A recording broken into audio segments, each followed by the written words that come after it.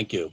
Thank you. All right, we'll reconvene our public meeting and go to our next agenda item, which looks like, if I'm correct, Stifel. Yeah, I'm not sure how many of them we have on here yet. Let's take a quick look. We're about 8 minutes ahead of them.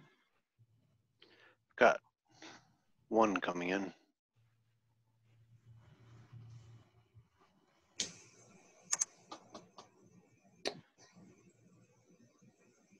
They're a group.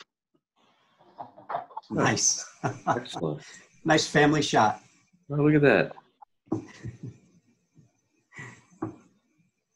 Jamie, do you see CS McKee on there as well? Yep. I believe? Yep. Jeff just raised his hand, so Jeff Davidek's there as well.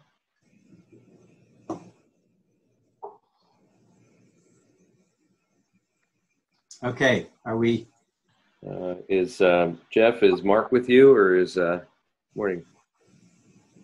You're on mute. You're muted yet. Jeff, you're on mute. Sorry about that. Good Okay. morning. That's better. That's better. And Mark and Harish, if they haven't already joined, should be joining shortly. Okay. Very good. Well, we can proceed if we want to. Mike and. Sure. We'll get started here. So thanks for allowing us to join your meeting today. Just to kind of give introductions again. Myself, my name is Brett Holland. Sonia Gross is here. I'm not sure whether it's to my right or to my left, but you're viewing there. Sonia Gross is part of our team, and Mike Battistelli as well. And then from CS McKee today, we have Jeff Davidek, who's Senior Vice President. You guys know Jeff very well. Harish Iyer, which is going to be the Healthcare Portfolio Manager. I'm going to weigh in a little bit on the COVID, which might be an interesting topic for a few minutes. And then Mark Gensheimer, who's the president of CS McKee, who will be joining us here shortly. So we want to just do kind of our typical thing where we give an update. So on this report that you all should have received, probably hard to see, but if you can go to page 1, like we typically do, we just want to review some of the numbers there. And this is through the end of the quarter, so through the end of March 31st, and then Mike, as usual, have updated numbers through yesterday. The combined portfolio for the quarter there in the top left-hand side in the bar chart is, for the first quarter, was down negative 14.58%, starting in January going through the end of March. And you can see over the 1-year number, just to kind of give a little longer perspective, was down 5.81% for the 1-year number. And then obviously further numbers that go out to the right there. Just to kind of give a little perspective, we had obviously a very difficult, everyone knows what's going on with COVID-19, had a very difficult first quarter. And Mike will share with you, we got a little bit of a bounce back here in the last 60 days or so. Some perspective, last year for 2019, the portfolio was up about 21.5%. So we've given back certainly some of those gains that we had last year. But again, Mike will give some updated numbers with where we're at through yesterday. So moving over to the right, the line chart that's over there, just talking about withdrawals and how much the portfolio actually depreciated during that time.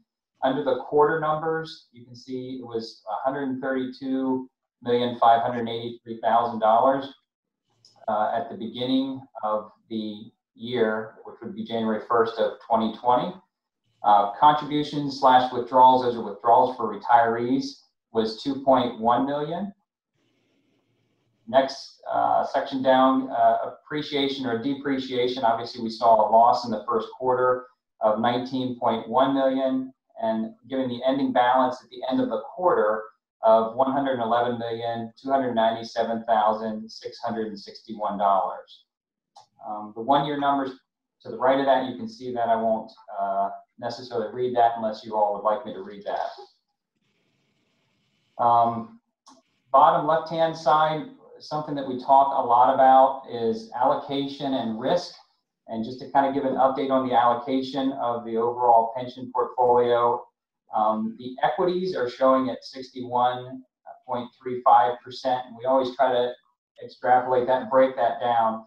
The equities, or the actual stock portion of the portfolio, is 57.27%, The REITs, which is that real estate investment trust portfolio, is 4.08. So if you add those two together, that's where that 61.35% comes from. Fixed income, or your bonds, are 33.87%, and cash is 4.78% right now. We're not going to get into it this time because we have quite a few folks to speak actually, but the risk-reward statistics that we look at for the portfolio are actually very good. I know the performance numbers are bad right now for this first quarter of this year, are not positive, but the amount of risk that the managers are taking on to try to get the returns and try to minimize losses are actually in a positive direction. So with that, I'll ask Mike to kind of give an update through yesterday, unless you have any questions about the report. Any questions at all? No, it's not as bad as I thought it would be. Thank you. You're welcome. Any other questions or comments?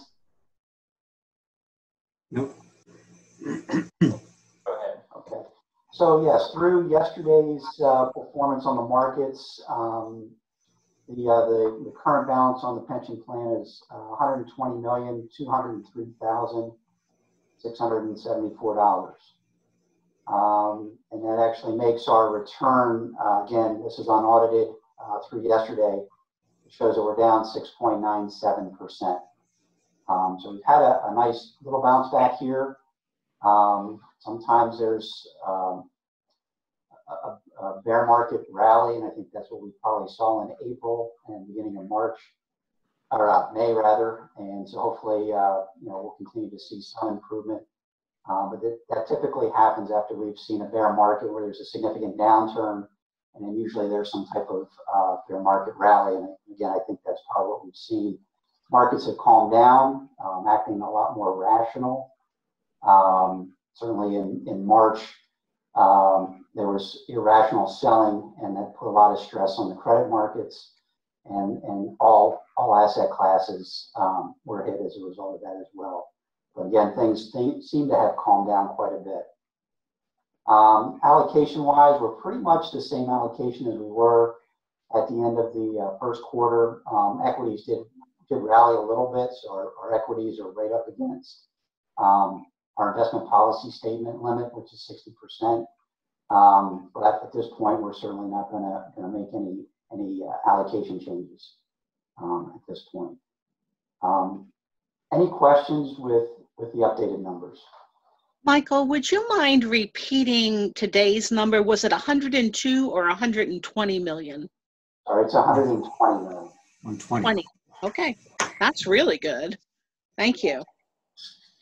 Mike, could you recap? There were some slight allocation changes just to get to a little more of a cash, I guess, a cash investor that was putting some of that back in the market. If you could just recap that. Yeah, so I was going to bring that up, Jamie. I appreciate you mentioning that. We have, our office here has continued to contact Jamie and Bob pretty much on a weekly basis throughout, since the market's downturn, just to keep everybody up to date, what's been going on with the pension plan and so on.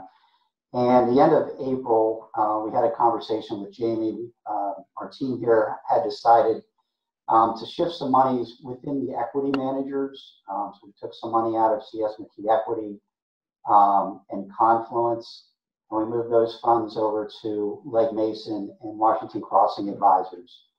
And we just felt like those two managers might have a little bit more bounce.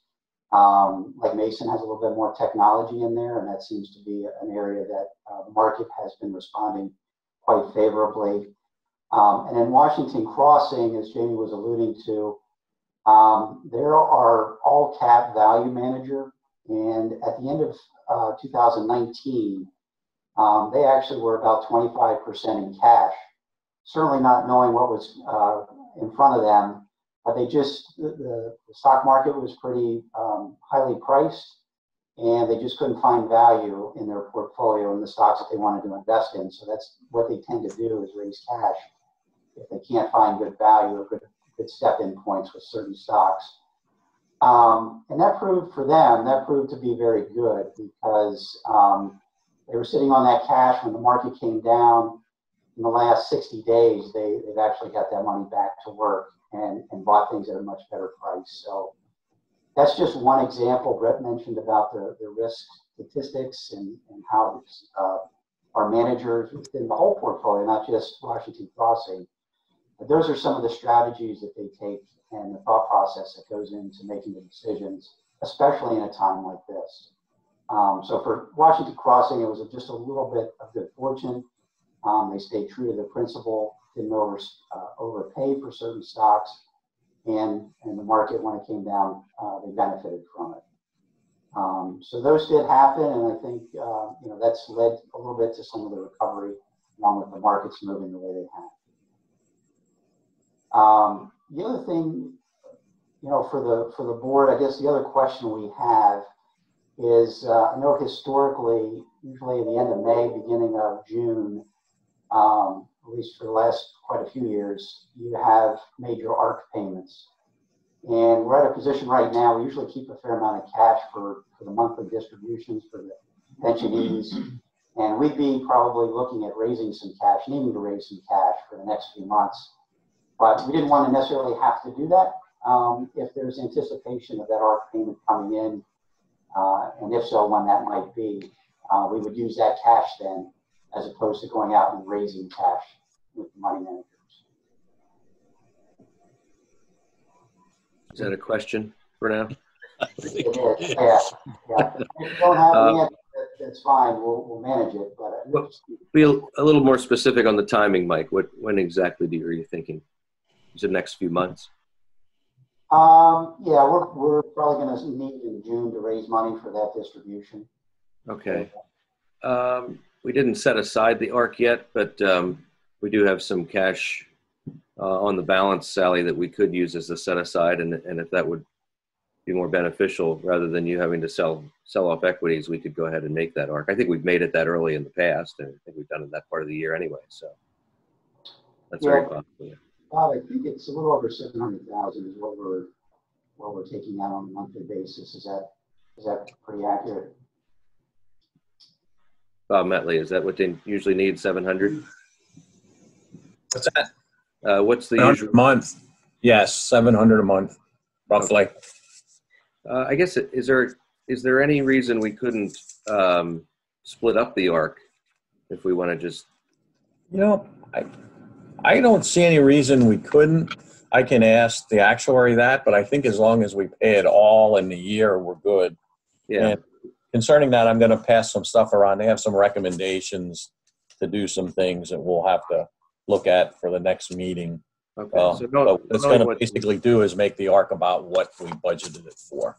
Okay. If we change it. So knowing that they'll need some cash for June, knowing that we're still, I think it's fair to say, without speaking on behalf of the whole board, I think it's fair to say that we're a little uncertain here on just where cash is going to be or where finances are going to be in the coming months. So maybe we could do a partial ARC, certainly have the entire commitment, but just do a partial ARC to avoid having to sell off some of the equities to make the cash. Yeah, I don't see there being a problem with that. I think some counties do it that way. So I'll reaffirm that today, but I'm almost 100% sure we can. Okay. But I think that is to ask that we make sure we pay all of it. That's. Yep. Yeah. Okay. All right, Michael. All right, so we'll keep that in mind. And at this point, we'll turn it over to Jeff Davidek and Mark Gensheimer from CS McKee. And so go ahead, gentlemen. Great. I want to thank everybody for having us here. It's been a true privilege working with all of you at the county over the years. And as Brett and Mike may have communicated to you, I'm actually retiring from CS McKee to work on a tech venture at Carnegie Mellon.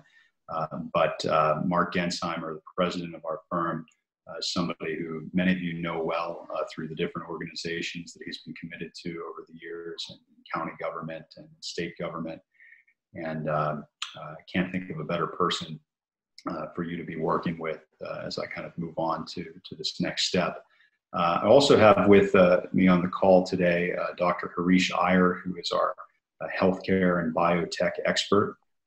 And we thought that it might be of interest to all of you on the board and also to the public joining to hear some of his perspectives on COVID and the impact that it's having on the markets and the economy.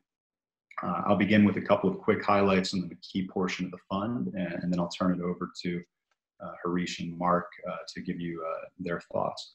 But as Mike and Brett had mentioned, and as you're undoubtedly aware, it's been a very difficult start to the year for the markets and the economy. The jobless claims, which we tend to think of on a monthly basis as hovering around 200,000 or so, have spiked upwards into the millions. And there are some reports coming out over the next week that will provide more color to just how deep the economic setback of coronavirus has been. That being said, the county's investments with McKee have held up pretty well. The total for the year to date is minus 4.24%, which all things considered is actually not too bad.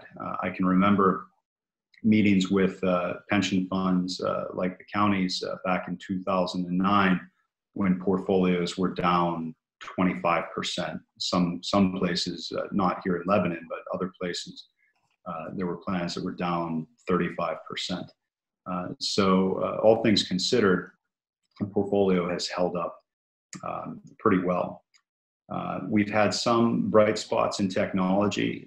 Energy has been the area that's been hit the hardest in the portfolio.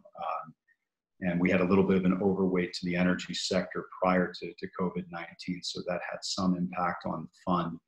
But technology has been a bright spot. And going into the second quarter, since March 31st, the equity portion of your fund with CS McKee is up 11.89% versus 10.81% for the benchmark. So those are some pretty nice positive returns coming off the end of last quarter. The bond portfolio did what it was supposed to do. It held value and actually generated income during the sharp drop-off during the first quarter.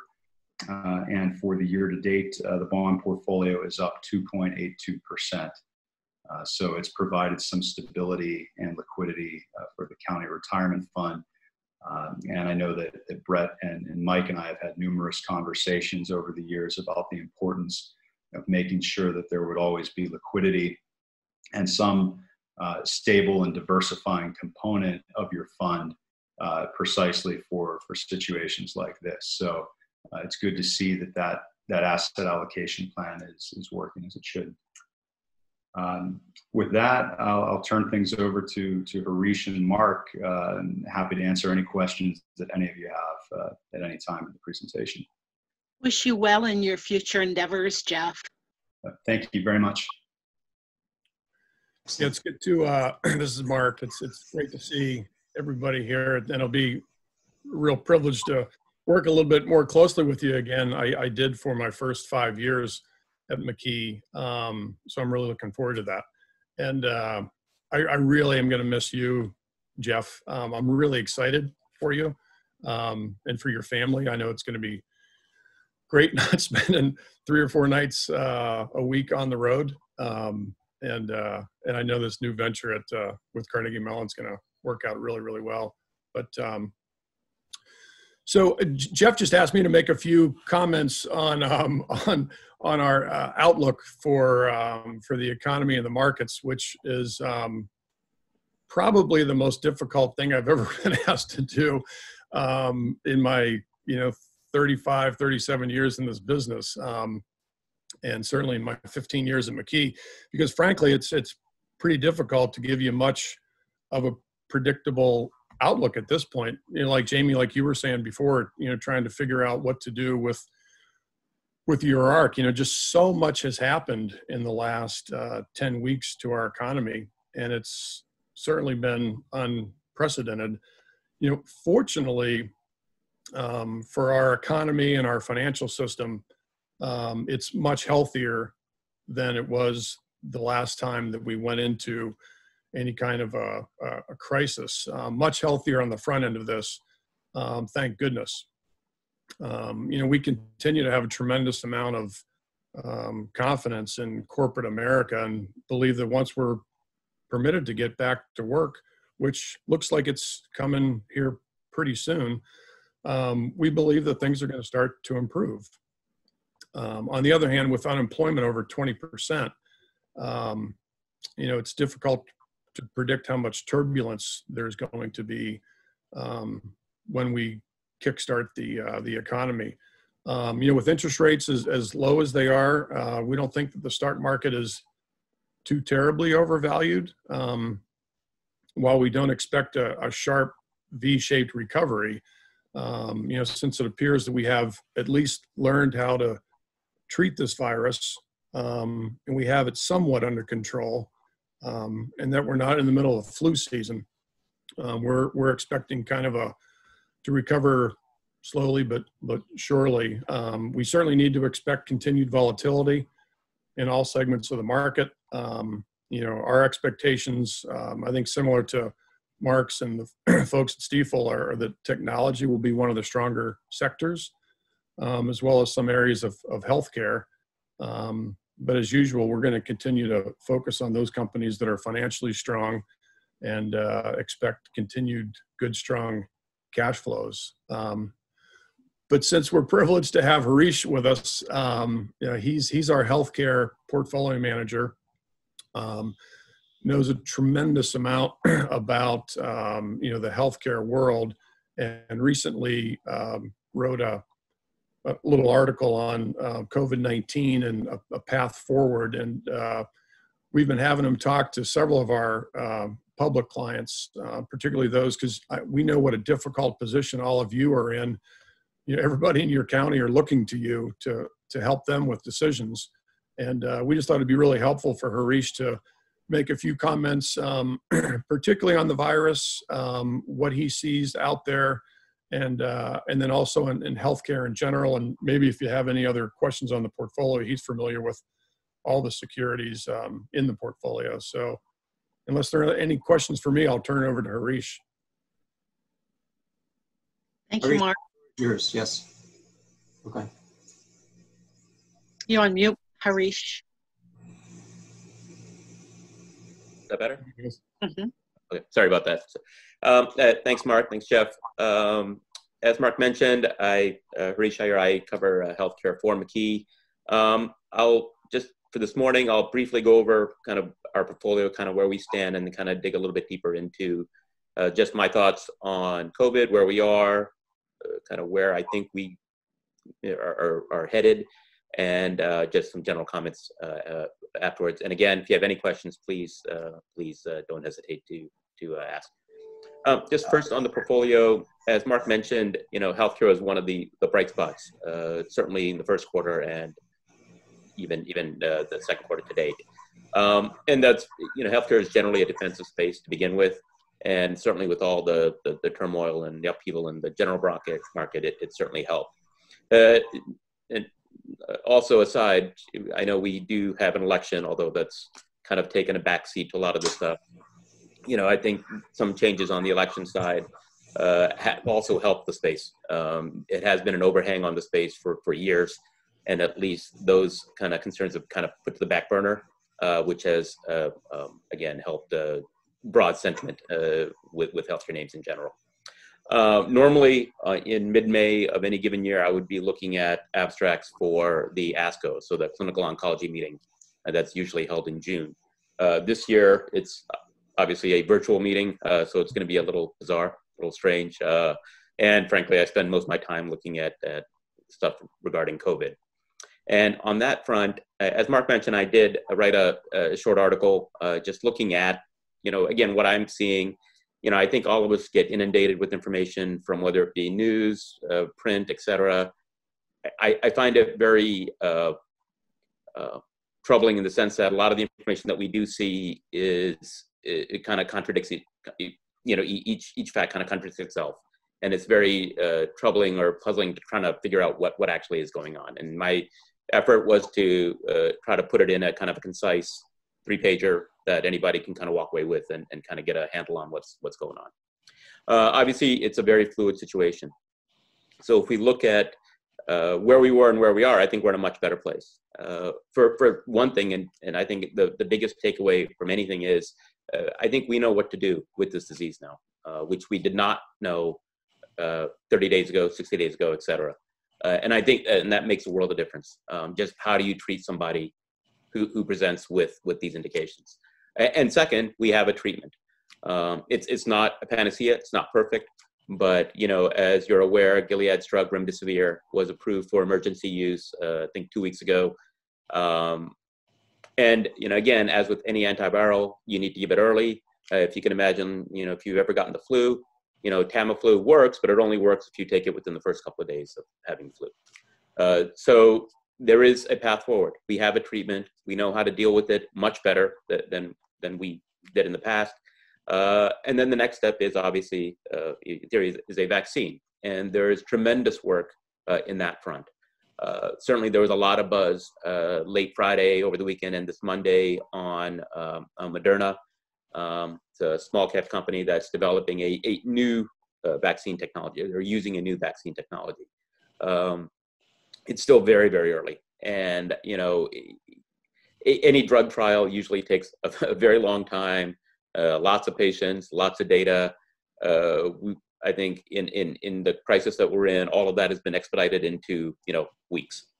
And it's really hard to kind of figure out what's going on given that expedited time frame. But again, the data is promising. We still have to kind of wait and see. Personally, I don't think we have a vaccine, if at all, by this year. I just think it's kind of very difficult. You have to remember, a vaccine, beyond anything else, has to do no harm. You're going to be giving this to lots and lots of people. Just to put it in perspective, a flu vaccine in this country usually is administered to about 170 million people. If you're looking at something like for COVID, you're looking well north of that. And again, it has to do no harm. It has to be effective enough to prevent the disease, but it cannot do harm, particularly to the most vulnerable, so those who are elderly or immunocompromised. And the data on that is still out. It's early. But again, there is hope. You have a dozen plus companies working on vaccines that are in trials today. The government has been very forthcoming as far as putting dollars to this effort, both on developing a vaccine and also on the manufacturing front. Even just this morning, I think in a partnership with AstraZeneca, the federal government essentially set aside $1.2 billion in a manufacturing kind of a ramp up to, once a vaccine is produced, to get it out there. Again, we're going to need not just 100 million doses. We're going to need in the billions of doses. So manufacturing is a critical step, which once we have a vaccine, is certainly something we'll have to tackle. But again, it seems like every day we have more and more information, and that's a good thing. I think the worst thing, I think in anything, not just in this, is to a lack of information, and the fact that we are learning more and more about this virus every day is a positive. I know, I'm on the eastern end of the state, closer to Lebanon. I've been to Lebanon County quite a bit just for baseball. Both my boys play quite a lot, and we're very familiar with Palmyra and Hershey, and et cetera. But we're still on lockdown. Hopefully things are kind of opening up, and I think, again, the warm weather helps with any virus. I'll stop there, and I'm happy to take any questions that anyone may have. Mr. Chairman, I do have a question. Harish, yes, thank you. Harish, my understanding of this virus and others is that it constantly evolves and morphs. So how can a vaccine that is developed for this virus protect us from a comeback that might be different? That's a great question. So you're correct. Viruses generally mutate. So you can imagine, if we look at the flu, for example, the flu mutates constantly. And therefore, we have to develop multiple vaccines on an annual basis. So a flu shot from last year will not generally work this year, and so forth. So the coronavirus is a little different. So it is unlike the flu virus. It's a very different virus, and we actually don't know if it will mutate or not. It's too early. So coronavirus, it's basically the common cold. So a very severe form of the common cold. But it's really too early to tell. As far as we know so far, at least this year, it appears that it has not mutated to the effect that any vaccines or anything will not work. But so that's one point. On a secondary side, it's how a vaccine targets the virus. So if you look at a coronavirus, or if you look at any virus in general, you can attack it through multiple angles. So how does the virus work in a body? It gets into your body and it replicates. So it kind of copies itself over and over and over again, and essentially overwhelms your body, your health system, your immune system. So it's how you attack that replication. So there are some things in a virus that mutate, and there are some things in a virus that don't mutate. So if a vaccine is targeted at one of those parts that do not mutate, then it has some staying power, has some longevity, and could last more than one season or 1 year. So, but it's a great question. Unfortunately, we don't know. So one step at a time, I guess. Thank you. Sure. I did have one. Just I know you covered this, but I may have gotten the number wrong. The average, the annual flu vaccines in a typical year, was it 100 and how many million? About in the U.S. It's yes. I think this year about 160. Just about, say, roughly half the population gets a flu shot, and on any typical year, about 60-70 million people actually contract the flu. So there's not a good statistic on how many of those 60 million who contracted the flu actually had the flu shot. So that's because, again, as with the vaccine, just because you get the vaccine does not mean that you will, not are prevented from getting. All right, Harish, thank you very much. Sure. Anything else from our commissioners or any questions?